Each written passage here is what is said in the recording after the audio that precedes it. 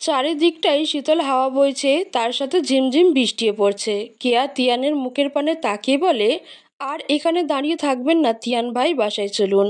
বাসায় পরে আগে আমার কথার উত্তর দে।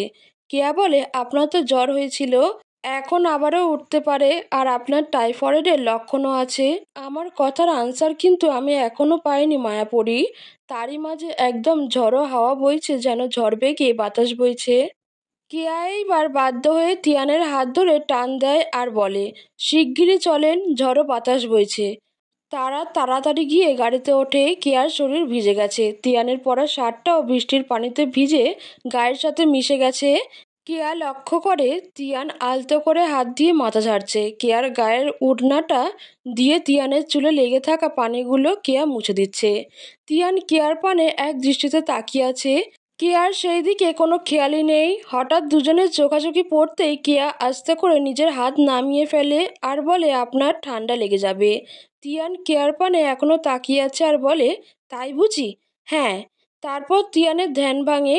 এর মধ্যে বৃষ্টি থেমে যায়। তিয়ান গাড়ির স্টিয়ারিং দেয়। রাস্তায় একে অপরের মুখে কোনো কথা নেই। কিছুক্ষণের গাড়ি এসে খান বাড়ির গেটের সামনে দাঁড়াতেই দারোয়ান দৌড়ে এসে গেট খুলে দেয়। তিয়ান বলে, তুই ভিতরে গিয়ে ড্রেস চেঞ্জ কর, নয়তো ঠান্ডা লেগে যাবে, আমি গাড়িটা পার্কিং করে আসছি। কেয়া খানবাড়ির ভিতরে ঢুকতেই সামিরা বেগম দৌড়ে আসে। কিরে মা, এসেছিস? হ্যাঁ আম্মু। পরীক্ষা ভালো হয়েছে তো? হ্যাঁ আম্মু। তিয়ান বাবা কোথায়? ভাইয়া আসছে, পিছনে আছে। ও আচ্ছা। তারই মধ্যে তিয়ান আমার মাথার চুলগুলো হাত দিয়ে হালকা ঝাড়তে ঝাড়তে বাড়ির ভিতরে ঢুকে। সামিরা বেগম বলে, এই তো তিয়ান বাবা এসেছে। তিয়ান কেয়ার উদ্দেশ্যে বলে, কিরে, তুই এখনো ভিজা কাপড়টা পরে আছিস? উপরে গিয়ে চেঞ্জ করে আয়। তিয়ান কথাটা বলা মাত্রই কেয়া উপরে চলে যায়। তিয়ান সামিরা বেগমের উদ্দেশ্যে বলে, ছোট আম্মু, আম্মু কোথায়? আপা তো রুমে একটু বিশ্রাম করছে। তিয়ান বলে, কেন, আম্মুর কিছু হয়েছে নাকি? না, তেমন কিছু না, আপা একটু প্রেশারের রোগী তো, তাই একটু বিশ্রাম করতে বলেছি। ও আচ্ছা। তারপর সামিরা বেগম বলে, তুমি কিছু খাবে তিয়ান বাবা? না ছোট আম্মু। সামিরা বেগম তিয়ানের গায়ের শার্টটা ভিজে লেগে থাকা দেখে বলে, তিয়ান বাবা, তুমিও বরং কাপড়টা চেঞ্জ করে আসো, ঠান্ডা লেগে যাবে। তারপর তিয়ান হ্যাঁ ছোট আম্মু বলে উপরে উঠে যায় নিজের রুমের উদ্দেশ্যে। রাতের আকাশ ঠান্ডা, হাওয়া বইছে। কেয়ার দরজায় টোকা পড়ে। কেয়া কোনো খবর নেই, সেই গভীর ঘুমেতে মগ্ন। কয়েকবার টোকা দেওয়ার পর ঘুম ঘুম চোখ নিয়ে কেয়া দরজা খুলে। নিবু নিবু চোখ নিয়ে কেয়া তাকাতেই দেখে তিয়ান দাঁড়িয়ে আছে। তি তি তিয়ান ভাই, আপনি? হ্যাঁ। আপনি কখন আসলেন? এই তো এক্ষুনি। কেয়া দুটো চোখ আবার কচলে নিচ্ছে। সত্যি কি তিয়ান ভাই এসেছে, নাকি ঘুমের মধ্যে স্বপ্ন দেখছে? তখন তিয়ান বলে ওঠে, কিরে, এইভাবে বাইরে দাঁড় করিয়ে রাখবি, নাকি ভিতরে আসতে দিবি? আসুন। কেয়া সরে দাঁড়ায়। তিয়ান রুমের ভিতর প্রবেশ করে দেখে কেয়ার বিছনায় কাঁথা ছড়িয়ে আছে, বালিশ এলোমেলো। কিরে, ঘুমিয়ে পড়েছিলি নাকি? হ্যাঁ। আজ এত তাড়াতাড়ি ঘুমিয়ে গেছিলি যে? আসলে মাথাটা একটু ধরেছিল। ও আচ্ছা, মেডিসিন নিয়েছিলি? হ্যাঁ। এখন মাথা ব্যথা কমেছে তো?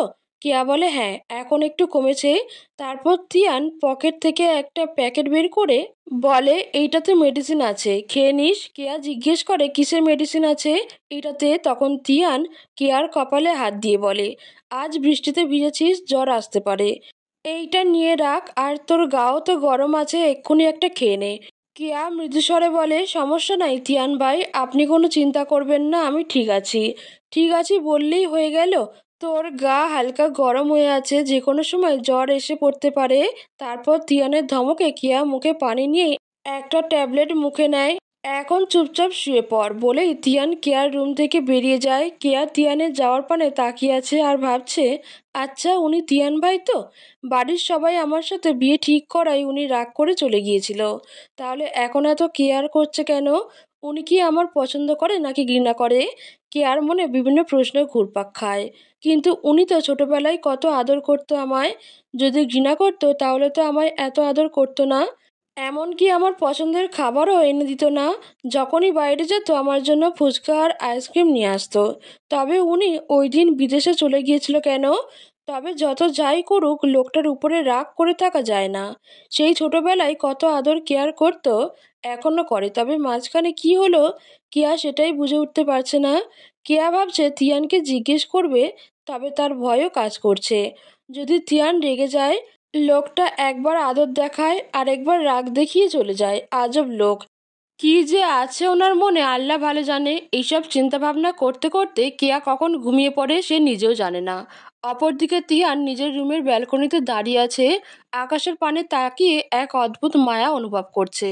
আমি সেই দিন ঠিক করিনি কাজটা এইভাবে চলে গিয়ে। তিয়ান ভাবছে কেয়া কি আমায় কখনো ক্ষমা করবে যদি আমি আমার মনের কথাগুলো ওর কাছে শেয়ার করি। হাজারো প্রশ্ন তিয়ানের মনে ঘুরপাক খাচ্ছে। চোখের কোণে জমে আছে এক ফোঁটা জল। তার শরীর ভয়ে আছে হাজারো ক্লান্তির ছায়া। পূর্ণিমার আলোয় সবকিছু জ্বলজ্বল করছে। কিছুটা আলো তিয়ানের রুমের পর্দা ভেদ করে এসে পড়ছে রুমে। খানবাড়ির রাজকীয় প্রভাবে সুচারু ডাইনিং টেবিল ঘিরে একে একে আসন গ্রহণ করছে সবাই। সকালের নরম আলোয় যেন সোনার মায়া পড়েছে তাদের মুখে। আর পরিবেশটা ভরে উঠেছে তাজা নাস্তার ঘ্রাণেও, নিঃশব্দ আদব কায়দায়, অভিজাততায়। তারই মধ্যে মোতালেব খান বলে ওঠে, আমি ভাবছি দাদুভাই যখন এসেছো আমরা আমাদের গ্রামের বাড়িতে একবার ঘুরে আসবো, কি বলে সবাই? আজিজুল খান বলে, তিয়ার বাবা কি রাজি হবে? আমজাদ খান বলে ওঠে, রাজি হবে না কেন, আমরা সবাই একসাথে ঘুরে আসবো। অনেকদিন পর সবাই একসাথে মজা করব। আশা করছি তিয়ানেরও ভালো লাগবে। তারই মধ্যে তিয়ান সিঁড়ি দিয়ে নিচে নামে আর বলে, কি নিয়ে আলোচনা হচ্ছে শুনি? বলতে বলতে ডাইনিং টেবিলে এসে বসে। মোতালেব খান বলে, এই তো দাদুভাই এসে পড়েছে। তা দাদুভাই তুমি কি কোথাও যাবে আজ? হ্যাঁ দাদু, অফিসের কিছু কাজ আছে তাই যেতে হবে। তোমরা জানো কি নিয়ে আলোচনা করছিলে? আমজাদ খান বলে, বুঝেছো তিয়ান, আমরা সবাই মিলে প্ল্যান করছি আমাদের গ্রামের বাড়ি থেকে একবার ঘুরে আসবো। তিয়ান বলে ওঠে, আমাদের সেই গ্রামের বাড়ি? ব্রাহ্মণবাড়িয়ার আখাউড়া দক্ষিণ ইউনিয়নের মোগরা গ্রামে? মোতালেব খান বলে, হ্যাঁ দাদুভাই। তো তুমি কবে ফ্রি হবে আমাদেরকে জানিও, আমরা সেই দিনই ঘুরতে যাব। তিয়ান আচ্ছা দাদু বলে জিজ্ঞেস করে, কেয়া কোথায়? সামিরা বেগম বলে, কেয়া তো রুমে আছে তিয়ান বাবা। কেন আজ নিচে আসেনি? না এখনো আসেনি, হয়তো ঘুমাচ্ছে। এত বেলায় এখনো ঘুমাচ্ছে? সামিরা বেগম তিয়ানকে জিজ্ঞেস করে, কেন রে বাবা, কিছু হয়েছে? না ছোট আম্মু, এমনি। ও আচ্ছা ঠিক আছে। হুম। তারপর তিয়ান মোতালেব খানের উদ্দেশ্যে বলে, দাদু আমি পরশু ফ্রি আছি, ওই দিন যাওয়া যাক। ঠিক আছে দাদু ভাই। এরই মধ্যে কেয়াকে সিঁড়ি দিয়ে নিচে নামতে দেখে ফারজানা বেগম বলে ওঠে, আয় মা খাবি আয়। কেয়া আস্তে আস্তে এসে ডাইনিং টেবিলের কাছে দাঁড়ায়। মোতালেব খান কেয়াকে উদ্দেশ্য করে বলে, দিদিভাই তুমি তৈরি তো? আমরা পরশুদিন ব্রাহ্মণবাড়িয়াতে যাচ্ছি। কেয়া বলে, দাদু ব্রাহ্মণবাড়িয়াতে কেন? আমরা সবাই মিলে প্ল্যান করেছি আমাদের গ্রামের বাড়িতে ঘুরতে যাব। দাদুভাই অনেক দিন পর এসেছে তাই আর কি। ও আচ্ছা বলে কেয়া তিয়ানের পানে একবার তাকায়। তিয়ান মন দিয়ে খাচ্ছে। কেয়া তারপর কেয়ারও খাবারে মনোযোগ দেয়। কি রে, তোর কিছু লাগবে? তিয়ান খাবারের প্লেটের দিকে তাকিয়ে বলছে। সবাই তিয়ানের পানে তাকিয়ে আবার কেয়ার পানে তাকায়। কেয়া একবার সকলের পানে তাকিয়ে আবার তিয়ানের পানে এক পলক তাকিয়ে আবার মাথা নিচু করে ফেলে। কি রে তোকে বলছি বলে কেয়ার পানে তাকায়। কেয়া মাথা নাড়িয়ে না বলে। তারপর তিয়ান বলে, আমি বিকেলের মধ্যে ফিরছি, রেডি থাকিস, তোকে নিয়ে শপিংয়ে যাব। মি বলে, ভাইয়া আমিও যাব তোমাদের সাথে। তিয়ান বলে, তোরে যেতে হবে না। বনু, আমি আর তোর কেয়া আপু তোর জন্য ড্রেস নিয়ে আসবো কেমন? মি জেদ করছে। তিয়ান ভাবছে যদি ছোটগুলোরে সাথে নিয়ে যায় তাহলে কেয়ার সাথে সময় কাটাবে কি করে। তারপর তিয়ান বলে, বনু তোর জন্য কয়টা ড্রেস চাই? মি বলে, কেন? তুই যতটা চাইবি ততটাই পাবি। ভাইয়া আমার 8টা ড্রেস লাগবে। ফারজানা বেগম বলে, এতগুলো দিয়ে তুমি কি করবে? মি বলে, আম্মু আমার লাগবে। তারপর ফারজানা বেগম কিছু বলার আগেই তিয়ান বলে ওঠে, যা তোর জন্য 10টা নিয়ে আসবো কেমন? দুটো ড্রেস বেশি পাবে বলে মি খুশিতে লাফিয়ে ওঠে, কি মজা, দুটো আরও এক্সট্রা পাবো। তিয়ান মির কথায় আলতো হাত দিয়ে কেয়ার পানে এক পলক তাকিয়ে অফিসের উদ্দেশ্যে বেরিয়ে যায়। বিকেল 3টায় তিয়ান বাড়ি ফিরেছে। আম্মু, ছোট আম্মু কোথায় তোমরা? ফারজানা বেগম বেরিয়ে বলে, কি হয়েছে রে বাবা, এইভাবে ডাকছিস কেন? আম্মু, কেয়া কি তৈরি হয়েছে? ওকে নিয়ে আজ শপিংয়ে যাওয়ার কথা ছিল আমার। ফারজানা বেগম বলে, কেয়া মা তো রুমে আছে, নিচে আসতে দেখিনি। তারপর তিয়ান কেয়ার রুমের উদ্দেশ্যে উপরে উঠে যায়। কেয়ার রুমে প্রবেশ করতে দেখে কেয়ার মাথায় হেডফোন লাগিয়ে গান শুনছে। কিরে তুই এখানে কি করছিস, এখনো রেডি হসনি? কেয়ার কানের সাউন্ডটা কম থাকায় কেয়া তিয়ানের কথার শব্দ পেয়ে ভয়ে দাঁড়িয়ে যায়। তিয়ান ভাই আপনি? হ্যাঁ, তোকে না বলেছি রেডি হয়ে থাকতে, আমি এসে নিয়ে যাব। রেডি হসনি কেন? তিয়ান ভাই আসলে, কথাটা বলার আগে তিয়ান বলে ওঠে, চুপ, এক্ষুনি গিয়ে রেডি হবি যা। আর একটাও কথা নয়। তুই জানিস আমি কত জরুরি মিটিং ফেলে এসেছি তোকে নিয়ে শপিংয়ে যাব বলে, আর তুই এখনও রেডিই হসনি। এক্ষুনি রেডি হবি, আমি আসছি বলে তিয়ান নিজের রুমের উদ্দেশ্যে চলে যায়। কিছুক্ষণ পর তিয়ান নিচে চলে যায়। কিয়া এখনো নামিনি দেখে বলে, কি রে তোর হলো, আর কতক্ষণ লাগবে? তারই মধ্যে কেয়া সিঁড়ি দিয়ে নিচে নামে এসে তিয়ানের পাশে দাঁড়ায়। এতক্ষণ লাগে? কখন থেকে অপেক্ষা করছি, তাড়াতাড়ি আয় বলে তিয়ান কেয়ার আগে হাঁটা ধরে। কেয়াও পিছনে হাঁটছে। তারপর তারা বেরিয়ে পড়ে। দেখতে দেখতে গাড়িটা এসে থামে শহরের এক জমকালো শপিং মলের সামনে। তিয়ান নরম অথচ কর্তব্যপরায়ণ কণ্ঠে কেয়াকে বলে, নেমে পড় কেয়া। কেয়া চুপচাপ নেমে আসে। তিয়ান এক নজর চারপাশে তাকিয়ে সোজা নিয়ে যায় তাকে ভিড়ের মাঝে ও কিছুটা নিরিবিলি অভিজাত এক ফ্যাশন হাউসে। দোকানে ঢুকে ম্যানেজারকে নির্দেশ দেয়, ভালো আর এক্সক্লুসিভ কালেকশন দেখান, সব কিছুর মধ্যে থেকেই সেরাটাই চাই আমার দেখান। ম্যানেজার মাথা নেড়ে সম্মান দেখিয়ে ভেতরে নিয়ে যায় তাদের। তিয়ানের একটু পরপর কল আসছে। একবার তার পিএ রোহান কল দিচ্ছে লন্ডন থেকে, তো আরেকবার বাংলাদেশ থেকে খানবাড়ির অফিসের দায়িত্ব তার কাঁধে। ওখান থেকে ম্যানেজার কল দিচ্ছে। রোহান একটু পরপর কল দিয়ে তিয়ানের থেকে পারমিশন নিয়ে নিচ্ছে কোন কাজ কখন শুরু করবে, কোন কাজ কখন করবে। এত ব্যস্ততার মাঝেও তিয়ান কিয়াকে সময় দিচ্ছে। তিয়ান তার পিএ রোহানের সাথে কথা বলা শেষ করে এসে কেয়ার কাছে দাঁড়ায়। কী রে, এখনো বসে আছিস কেন? কিছু নিবি না? কেয়া মাথা নাড়িয়ে বলে, হ্যাঁ, তাহলে বসে আছিস কেন? দেখ তোর কোনগুলো ভালো লাগে। কেয়া সব দিকেই তাকাচ্ছে কিন্তু কোনোটা পছন্দ হচ্ছে না। তার একটু উঠে অন্য পাশে রাখা থ্রি পিসগুলোর দিকে তাকাচ্ছে। ওখানে 3টা থ্রি পিস ওর পছন্দ হয়েছে কিন্তু কিছু বলছে না। তিয়ান আবারও বলে, কোনগুলো তোর পছন্দ হয়েছে? কেয়া তিয়ানের পানে তাকিয়ে আবার থ্রি পিসগুলোর দিকে তাকায়। তিয়ান জিজ্ঞেস করে বলে, কি হলো বল? তিয়ান ভাই, আমার এইগুলো পছন্দ হয়েছে। তিয়ান থ্রি পিসগুলোর দিকে তাকিয়ে বলে, এইগুলো? হ্যাঁ। তিয়ান ম্যানেজারকে ডেকে এখন বলে, এখানে যতগুলো থ্রি পিস আছে সবগুলো প্যাকেট করে দেন।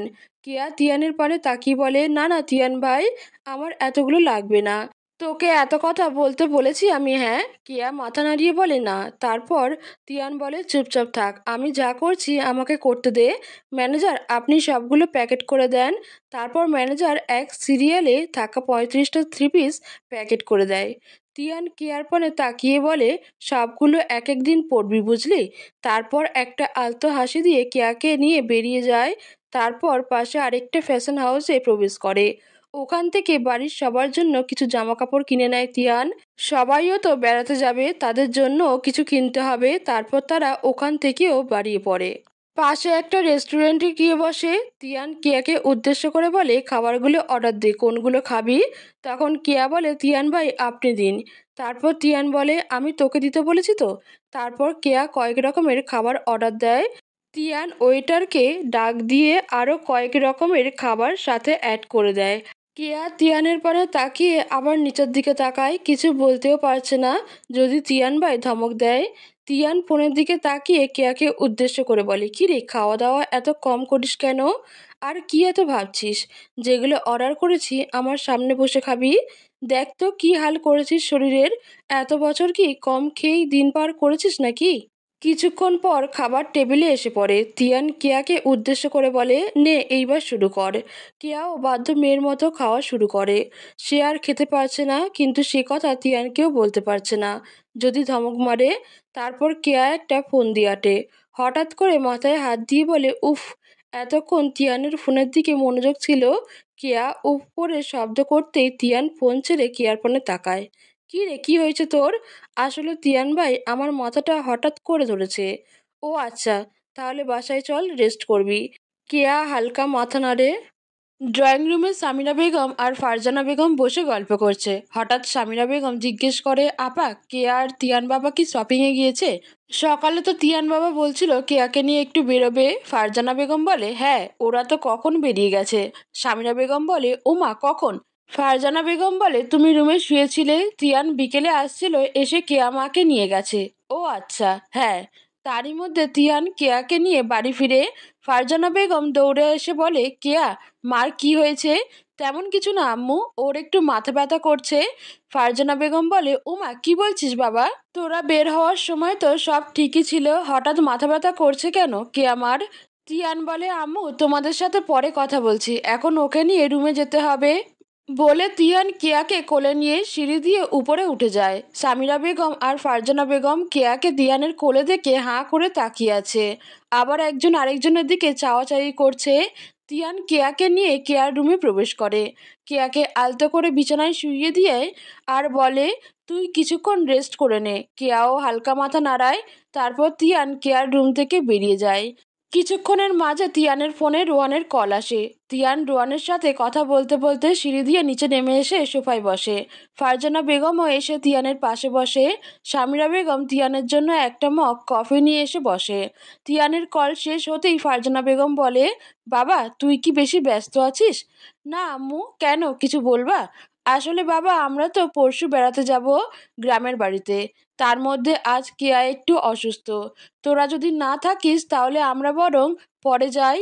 আরে আম্মু তেমন কিছু হয়নি, কেয়ার জাস্ট মাথাটা ধরেছে, ওই আর কি, ও রেস্ট নিচ্ছে, ঠিক হয়ে যাবে, টেনশন নিও না। তারপর তিয়ান হানিফকে ডাক দিয়ে বলে, হানিফ গাড়িতে রাখা ব্যাগগুলো নিয়ে আয় তো। জি ছোট সাহেব, আনছি। কেয়ার রুম থেকে পায়চারি করছে, কারণ সে তো খাওয়া হাত থেকে বাঁচার জন্য অভিনয় করছিল, কিন্তু মনটা যে বড় ছটফট করছে নিচে আসতে। তবে নিচে যাওয়া যাবে না, তিয়ান ভাই দেখলে রেগে যাবে, আর যদি জানে আমি অভিনয় করছি খাওয়ার হাত থেকে বাঁচার জন্য, তাহলে তো আজ আমি শেষ।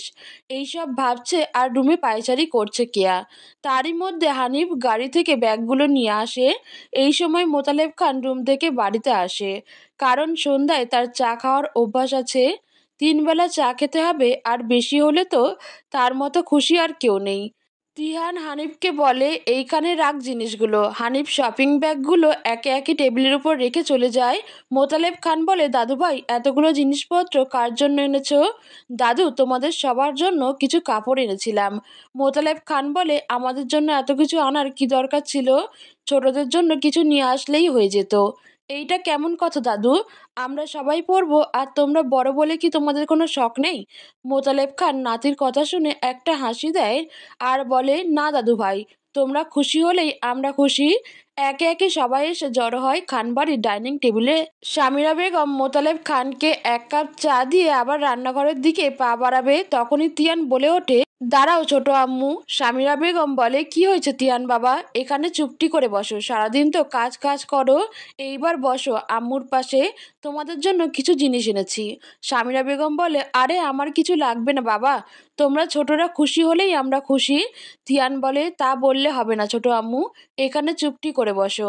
সামিরা বেগমও না পেরে মুখে একটা আলতো হাসি নিয়ে বসে পড়ে। আজিজুল খান আর আমজাদ খানও এসে পড়ে দরজায় দাঁড়িয়ে বলে, এখানে কি হচ্ছে শুনি? সবাই এক পলক দরজার দিকে তাকিয়ে দেখে আমজাদ খান আর আজিজুল খান এসেছে। তিয়ান বলে, আরে আব্বু, ছোট আব্বু আপনারাও আসেন, আপনাদের জন্য জিনিস এনেছি। আমজাদ খান আর আজিজুল খান সোফায় বসে। সামিরা বেগম দৌড়ে গিয়ে তাদের জন্য 2 কাপ চা নিয়ে আসে। তারই মধ্যে মি আর আনাইয়া সিঁড়ি দিয়ে নিচে নামে। মি বলে, ভাইয়া ভাইয়া আমাদের জন্য কি এনেছো? তিয়ান বলে, ওই পাশের ব্যাগগুলো খোল, তোর জন্য একদম 10টা ড্রেস এনেছি, খুলে দেখ। মেয়ে দৌড়ে গিয়ে ব্যাগগুলো হাতে নেয়। তারপর তিয়ান আনাইয়াকে বলে, তোর জন্য কিছু ড্রেস এনেছি, ওই ব্যাগটা খুলে দেখ। তারপর তিয়ান একটা ব্যাগ থেকে 4টা পাঞ্জাবি বের করে বলে, দাদু এটা তোমার জন্য। আমজাদ খান আর আজিজুল খান এর জন্য পাঞ্জাবি এনেছে। তারাও পাঞ্জাবি পরতে পছন্দ করে, তবে আজিজুল খান মাঝে মাঝে শার্টও পরে, তার জন্য কয়েকটা শার্টও নিয়ে এসেছে। সামিরা বেগম আর ফারজানা বেগমের জন্য জামদানি কয়েক রকমের শাড়ি নিয়ে এসেছে। আম্মু, ছোট আম্মু, দেখো তো তোমাদের কার কোনটা পছন্দ হয়, সেগুলো নিয়ে নিও। বলে তিয়ান নিজের রুমে চলে যায় ফ্রেশ হতে। রাতের নিশি ছুঁয়ে গেছে তিয়ানের রুম। খান বাড়ির সবাই ঘুমাচ্ছে খাওয়া দাওয়া শেষ করে। হঠাৎ একটা কল আসে তিয়ানের। ওপাশ থেকে শব্দ আসে, কি রে ভুলে গেলি নাকি আমায়? তিয়ান আবারও উত্তর দেয়, না রে দোস্ত, তোরে ভুলবো কেন? তারপর জিশান বলে, লন্ডন থেকে এসেছিস কবেই, অথচ বন্ধু একটা খোঁজও নিলি না পরে? তিয়ান বলে, আরে দোস্ত একটু ব্যস্ত হয়ে পড়েছিলাম, তাই তোকে কল দিতে পারিনি, তবে তোকে ভুলে যায়নি দোস্ত, একটু ব্যস্ত ছিলাম তাই আর কি। ওই পাশ থেকে জিশান বলে, তাই বলে তোর বেস্ট ফ্রেন্ডকেও ভুলে গেলি? তিয়ান বলতে যাবে, আরে তেমন কিছু না, তার আগেই জিশান বলে, উঠে হয়েছে হয়েছে, আর বলতে হবে না। তারপর তিয়ান বলে, তুই এখন কই আছিস দোস্ত? জিশান বলে এত রাতে কই থাকতে পারি জানিস না? তিয়ান বলে ও হ্যাঁ বাসায় তো থাকবি। জিশান বলে হ্যাঁ। তারপর তিয়ান বলে কাল একটু দেখা করতে পারবি দোস্ত? জিশান বলে কি ব্যাপার রে, দেখা করতে চাইছিস যে? তিয়ান বলে কাল আসলেই বুঝতে পারবি। কাল বিকেল 4টেই আমরা দেখা করছি তাহলে। জিশান বলে বিকেলে কেন? তিয়ান বলে সকালে আমার কাজ আছে দোস্ত। ও আচ্ছা তাহলে কাল দেখা হচ্ছে বলে তিয়ান কল কেটে দেয়। এতক্ষণ তিয়ানের হাতে একটা গিটার ছিল, ব্যালকনিতে দাঁড়িয়ে গান গাইছিল। তবে এখন একটু ক্লান্ত লাগছে। সারাদিন এত ব্যস্ততা, এত কাজ, ক্লান্ত তো লাগারই কথা। এতটা গরম পড়েছে। তিয়ান ওয়াশরুমে ঢুকে শাওয়ার নেয়, তারপর বিছানায় শুয়ে পড়ে। এত ক্লান্তি লাগছে শরীর, তাও যেন ঘুম নেই চোখে। তিয়ান কপালের উপর হাতটা রেখে চোখ বন্ধ করে ভাবছে কিছুক্ষণ, তারপর ঘুমানোর চেষ্টা করছে। হঠাৎ তিয়ানের দরজায় কড়া নাড়ে। চোখটা লেগে যাচ্ছিল, তবে হঠাৎ শব্দ পেয়ে তিয়ান জেগে উঠে এসে দরজা খুলে দেয়। মোতালেব খান। দাদু তুমি ঘুমাওনি এখনো? হ্যাঁ দাদু ভাই ঘুমিয়েছিলাম, তবে তোমার সাথে কিছু কথা ছিল আমার। দিনে সবার সামনে বলতে পারি নাই, আর তুমি ব্যস্ত থাকো। তুমি কি ঘুমিয়ে গিয়েছিলে এখন? না দাদু সমস্যা নাই, তুমি বলো আমি শুনছি। মোতালেব খান বলে তুমি ঘুমিয়ে গিয়ে থাকলে আমি ডিস্টার্ব করবো না দাদু ভাই, কারণ তোমার রেস্টের প্রয়োজন। সারাদিন কত খাটাখাটি, অফিসের সব কাজ একলা সামলাতে হয় তোমার। আরে না দাদু আমি ফ্রি আছি, তুমি বলো না কি বলবে। মোতালেব খান বলে আসলে দাদু ভাই তোমার সাথে আজ থেকে 10 বছর আগের কিছু কথা নিয়ে আলোচনা করতে এসেছিলাম। তিয়ান বুঝে যায় মোতালেব খান কেন এসেছে আর কোন বিষয় নিয়ে কথা বলতে এসেছে। বলো দাদু। তিয়ান আমরা কি তোমার উপর জোর করে কিছু চাপিয়ে দিয়েছিলাম বা দিতে চেয়েছিলাম? তোমার সমস্যা থাকলে তুমি আমার সাথে শেয়ার করতে পারো। দাদু ভাই আমি কিছু মনে করব না, কারণ আমিও চাই না তুমি আমাদের চাপে পড়ে কিছু করো। হয়তো আমাদের সেই দিন এই সিদ্ধান্তটা নেওয়া ঠিক হয় নাই। তোমাকে আর কেয়া দিদিভাইকে কিছু না জানিয়ে আমরা এত বড় একটা সিদ্ধান্ত নিয়েছিলাম। তুমি যদি কষ্ট পেয়ে থাকো দাদুভাই আমাদের ক্ষমা করো। তিয়ান মোতালেব খানের হাত ধরে বলে আরে দাদু কি বলছো? তিয়ান তোমাদের উপর আমি রাগ করব কেন? তিয়ান চোখের এক কোণে জল নিয়ে মোতালেব খানের উদ্দেশ্যে বলে দাদু আমি তোমাদের সিদ্ধান্তকে ছোট করতে চাইনি। তোমরা যদি আমার ভেতরটা দেখতে পারতে দাদু ভাই, কতটা ঝড় বয়ে যাচ্ছে আমার ভেতরটায়। দাদু তুমি জানো কতটা কষ্টে কেটেছে এই 10টা বছর আমার। এই 10টা বছরে আমি 10 দিনও ভালো করে ঘুমাইনি। প্রতিটা ঘন্টা, প্রতিটা মিনিট, প্রতিটা সেকেন্ড আমার মনে পড়েছে মায়াপরীর কথা। তবে আমি ওকে এইভাবে অপমানিত করতে চাইনি দাদু, বলে তিয়ান মোতালেব খানকে জড়িয়ে ধরে কান্না করে দেয়। মোতালেব খানও তিয়ানকে ধরে ডুকরে পড়ে কান্না করছে। তারপর তিয়ান বলে দাদু আমি কেয়ার কথা ভেবেই এত বড় সিদ্ধান্তটা নিয়েছিলাম সেই দিন। আমি চাই ও বড় হোক, ভালো করে পড়াশোনা করুক। আর আমরা তো ছোট ছিলাম, আমিও প্রতিষ্ঠিত ছিলাম না। আমি কাপুরুষের মতো হতে চাইনি, আমি আমার মায়াপরীর জন্য যোগ্য হয়ে উঠতে চেয়েছিলাম। কিন্তু বিশ্বাস করো দাদু, আমি কেয়ার এত বড় ক্ষতি করতে চাইনি। তিয়ান মোতালেব খানকে জড়িয়ে ধরে কান্না করে দেয় আর বলে জানি না কে আমাকে কখনো ক্ষমা করবে কিনা। মোতালেব খান তিয়ানকে জড়িয়ে ধরে বলে দাদু ভাই দেখবে সব ঠিক হয়ে যাবে, তুমি চিন্তা করিও না। তোমার বাবা একটু রেগেছিল, তবে তুমি ফেরার একদিন আগে আমি আমজাদের রাগ ভাঙিয়েছি, বুঝিয়েছিলাম ছেলেটা এত বছর পর আসবে, তুমি কিছু বলবে না ওকে। তারপর আমজাদ আমাকে কথা দেয় তোমাকে কিছু বলবে না। তারপর তিয়ান বলে আচ্ছা দাদু ছোট আব্বু আর ছোট আম্মু কি এখনো আমার উপর রাগ করে আছে? মোতালেব খান বলে না দাদু ভাই, আজিজুল আর ছোট বৌমা তোমার উপর রাগ করে নেই, কারণ তারা তোমার পরিস্থিতিটা বুঝেছে। তবে তুমি হুট করে চলে যাওয়ায় বড় বৌমা একটু অসুস্থ হয়ে পড়েছিল, অনেকদিন হসপিটালে ছিল। তারপর আমরা বাড়িতে একজন নার্স রেখে দেই বড় বৌমার দেখাশোনার জন্য। তিয়ান মাথা নিচু করে চোখে জল নিয়ে বলে দাদু ভাই তুমিও কি আমার উপর রাগ করে আছো? মোতালেব খান বলে না দাদু ভাই, আমি কি তোমার উপর রাগ করে থাকতে পারি? বলে তিয়ানের কপালে আলতো করে চুমুকে নাতিকে জড়িয়ে ধরে বলে আচ্ছা দাদু ভাই তুমি ঘুমাও, আমি আসছি, তোমার ঘুমের প্রয়োজন। বলে মোতালেব খান তিয়ানের রুম থেকে বেরিয়ে যায়।